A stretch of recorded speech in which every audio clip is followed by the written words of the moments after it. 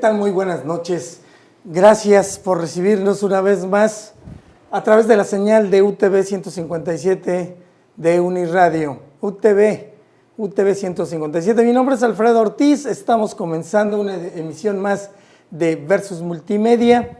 Y bueno, hoy le vamos a dedicar un espacio amplio a analizar las cuestiones del presupuesto de ingresos que recién se aprobó en México. ¿Y por qué le vamos a dar mucho tiempo? Porque pues tiene muchas implicaciones y los augurios pues no son nada buenos. Seguramente vendrá un año 16 difícil en materia económica, seguramente algunos impuestos nuevos, en fin, no me quiero adelantar porque, bueno, aquí tenemos un par de especialistas que nos van a platicar de ello. También va a estar con nosotros el presidente de la Canaco Tijuana para hacer el anuncio de la quinta edición de El Buen Fin, este programa que quiere imitar o que busca fomentar la venta del comercio como ocurre en Estados Unidos. Y finalmente vamos a tener aquí a la directora del CITEDI, del Instituto Politécnico Nacional, un centro de investigación que hay en Tijuana, ya con 31 años, y que hace ciencia de altura. Vamos comenzando ya, sin más preámbulos, con mis primeros invitados. ¿Qué tal? Muy buenas noches. Sergio Soto, presidente del Colegio de Contadores Públicos de Baja California. Bienvenido. Muy buenas noches, Alfredo, y gracias por la invitación. Y vamos a participar aquí contigo durante tu programa. Bien, y Juan Manuel Hernández Brito, él es expresidente del colegio y fiscalista, se ha venido preparando mucho en el tema fiscal, ya tienes una maestría y estás en el doctorado, ¿no? Estamos en el doctorado, efectivamente. Muy buenas noches al auditorio, y bueno, vamos a tratar de hacerlo un poquito ameno y muy concreto, ¿verdad? Los temas que nos llegues a preguntar para que la gente pueda de alguna manera digerirlo. Excelente, de eso se trata, que lo puedan entender muy bien, porque esto va a ser más técnico que político, ¿no? Aquí no tanto de que los partidos y que si el PAN y el PRI, no, esto es más técnico. Y bueno, Sergio, vamos comenzando. ¿Qué nos puedes platicar en principio de la aprobación del presupuesto de ingresos? Bueno, como antecedente, tenemos que el 8 de septiembre se ingresó de parte de nuestro presidente de la República como iniciativa de Enrique Peña Nieto, se presentó por medio del secretario de Hacienda y Crédito Público a la Cámara de Diputados, se presentó el paquete económico 2000 para el 2016. Entonces aquí, el 19 de octubre reciente, ya se dictaminó de parte de la Cámara de Diputados y pasó a la Cámara de Senadores, el cual todavía está ahí el dictamen y tiene que regresar en el mes de noviembre. Entonces, básicamente, así es como está el antecedente de ese paquete económico. Y en relación a la ley de ingresos, en ese paquete económico vienen todas las distintas leyes que tenemos que se están presentando como propuesta de reforma. Entonces, está la ley de ingresos de la Federación, está la ley del impuesto sobre la renta, está la ley del impuesto especial sobre producción y servicios, y también a otros temas que vienen ahí incluidos, pero básicamente ese es el grueso de la reforma y realmente no tenemos mucha reforma fiscal y por el acuerdo que existe desde febrero de 2014, el acuerdo de certidumbre tributaria, entonces, en el cual se estableció de que no iba a haber incremento de impuestos o reformas de fondo que pudieran causar mayor contribución para todos los ciudadanos, ¿no? Básicamente, precisamente por eso viene así. Mas, sin embargo, ya revisando, pues sí vemos que hay un incremento de 200,000 millones de pesos y pues de alguna manera los tienen que sacar, ¿no? Entonces, si gustan, en el transcurso de la plática, pues podemos ir viendo claro, más o menos de dónde, ¿no? Juan Manuel, entonces, en teoría, se nos había dicho que no iba a haber incrementos de impuestos, pero como dice Sergio, ya revisando sí va a haber, sobre todo porque entiendo que se ha detectado un déficit antes de empezar el programa, platicamos, y ya es más los gastos que los ingresos, ¿con cuál?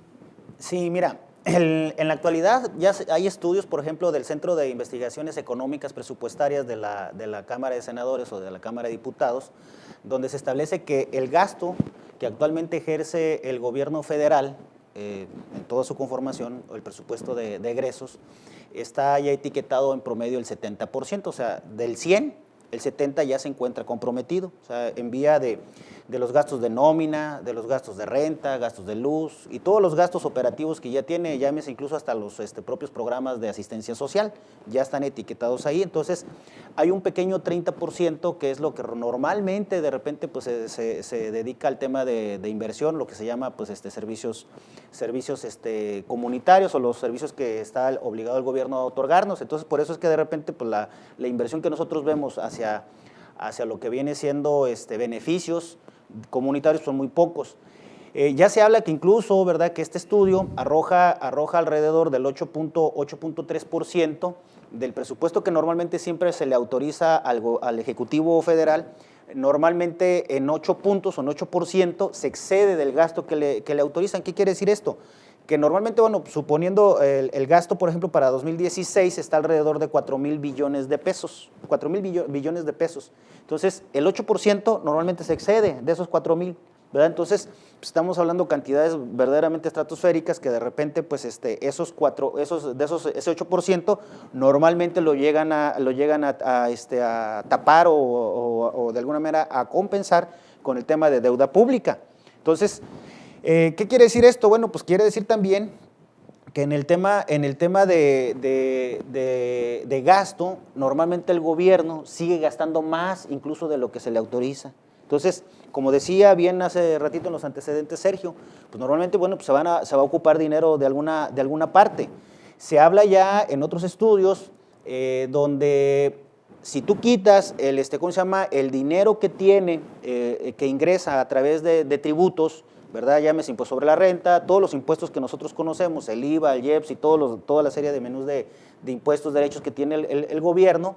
Se habla que si tú quitaras los ingresos no petroleros que tienen que ver con el tema efectivamente del petróleo, los impuestos de seguridad social que se cobran a través, que van dentro del mismo paquete, la Comisión Federal de Electricidad, que de alguna manera pues entraba también a la bolsa de ingresos del gobierno. Bueno, si tú quitas todo esto, que ya como lo estamos viendo, bueno, hay un déficit o va a haber un faltante en este momento de 4 puntos del PIB. O sea, ¿qué quiere decir esto? En otro término, gasta 100 pesos, sigue gastando 100, que son los que está comprometido, pues que 4 puntos abajo pues serían 96, entonces sigues teniendo un gasto mayor a lo que realmente te ingresa. ¿Cómo vas a compensar ese gasto? Pues generalmente se va a compensar, pues, si no hay impuestos, seguramente pues, veremos el tema de fiscalización aún con mucho mayor, con mayor auge, menores devoluciones de impuestos, porque bueno, también ya se ve por ahí en la reforma que se presenta en uno de los transitorios, donde en lugar de fomentar el tema a que el ciudadano o el contribuyente pida sus devoluciones de impuestos, se le inhibe al ciudadano el no pedir las devoluciones porque pues, serán objeto de fiscalización. Incluso se habla por ahí hasta de 180 días en materia de impuesto al valor agregado, que tendrá facultades la propia autoridad para fiscalizar. Bien. Sergio, ¿tú coincides entonces que al gobierno no le va a quedar otra más que pues, subir impuestos ahí medio escondidas y pues recurrir a la deuda para poder sacar este tipo de presupuesto? Bueno, antes que nada, en la ley de ingresos vienen unas estimaciones que quisiera comentar.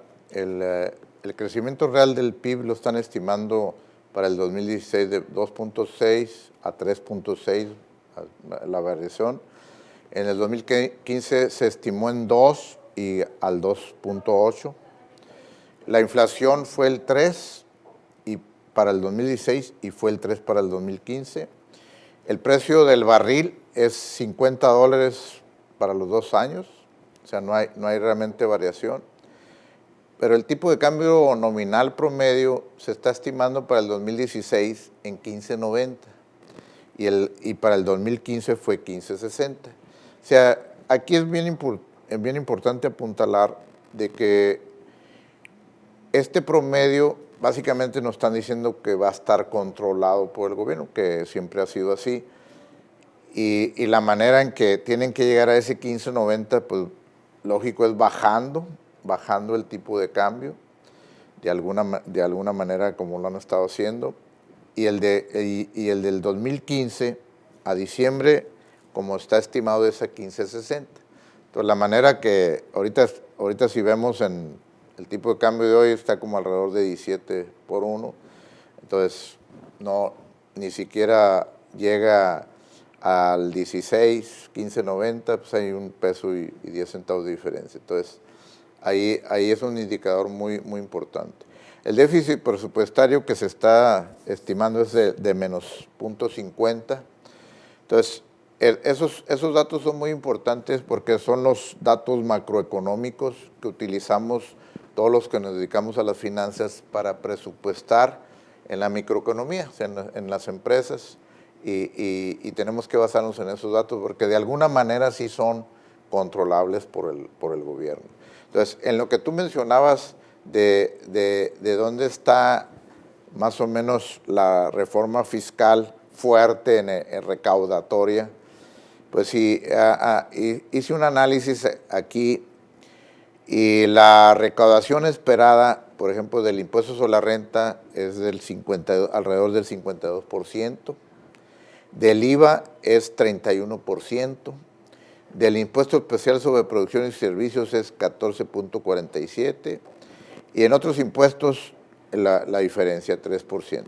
Entonces aquí vemos que sigue siendo el impuesto a la renta el impuesto más alto donde se recauda, mas sin embargo el impuesto especial sobre producción y servicios da un brinco bastante fuerte. Entonces ya analizando eso, nosotros vamos y vemos que en relación al impuesto especial sobre producción y servicios, donde está la recaudación es en el incremento a los impuestos sobre las gasolinas y en sus dos estructuras, no fósiles y no fósiles.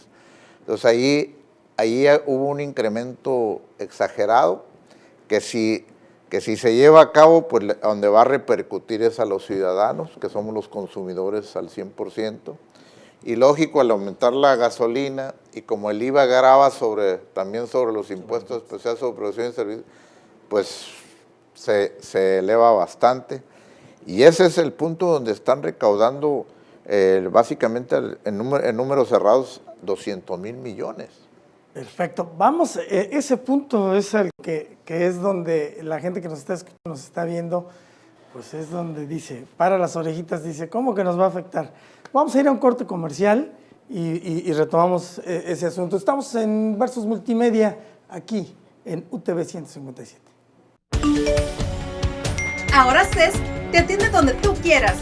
Descarga la aplicación móvil CES para celular o tablet. Con ella podrás realizar consultas de saldo, pago de servicio, ubicación de tu centro de atención más cercano, reporte de fugas y recibir noticias. Con la nueva aplicación, ahora es más fácil. ¡Regístrate! Comisión Estatal de Servicios Públicos de Tijuana. Gobierno del Estado.